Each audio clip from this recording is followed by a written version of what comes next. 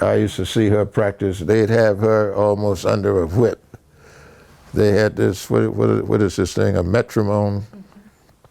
They put that on, her father would put that on the piano, and at a certain hour, she'd have to go and she did whatever she, But it was that kind of a household. And Brennan was a mortician too. They had some cars in that funeral home. This was like back in the day when we had Imperials and I mean real classy cars. That's what that funeral home had out there. But yeah, that was Oakland. Oakland, we had relatives out there. Who was it that's a judge, or was married to the judge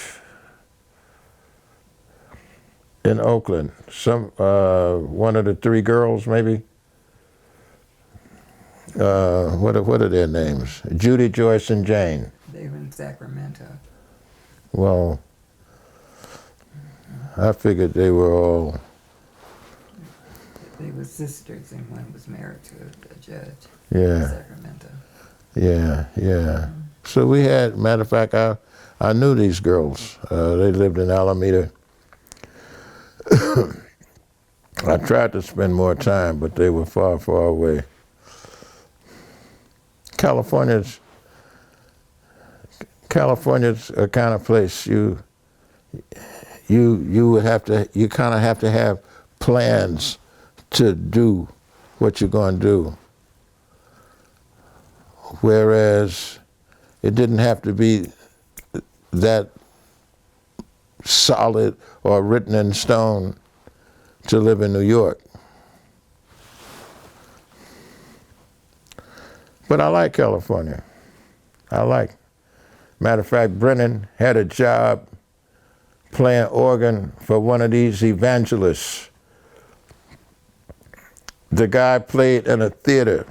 One night I went with Brennan. I said, Brennan, I got to see this. I don't believe what you're telling me. Theater, it's like a theater. And the evangelist would roll up maybe 3 cars, the latest of that day, whatever, Lincoln Continental. They actually rolled out a red carpet. The guy got out, walked in, had all these people around him. But Cousin Brennan was the head organist in this place. And once he got going and got them people going, they actually walked around 2 men with number 3 wash tubs, and they would fill it up with money. This guy was like on the East Coast, out of Philly, Daddy Grace was one. Matter of fact, on the West Coast, Reverend Ike, remember? And he had a place, they just changed it over. He had a place on 177th and Broadway. This is in the city, Reverend Ike. Reverend Ike used to say, send me $20 and I'll give you this prayer cloth.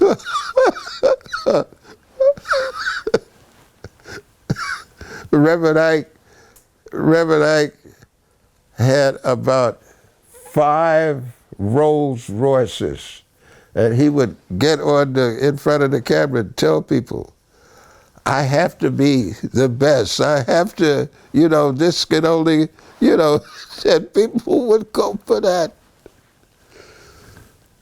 Those were the days. But yeah, Cousin Brennan played for one of these guys. I forget his name. And it was a typical place would be full of people. He'd have people jumping up and down. People claimed they got the Spirit. And they shell out all this money. But that was Cousin Brennan. This was the household that I lived in when I was in Oakland. trying to think of Brennan's wife. And I went to her high school where she was guidance counselor.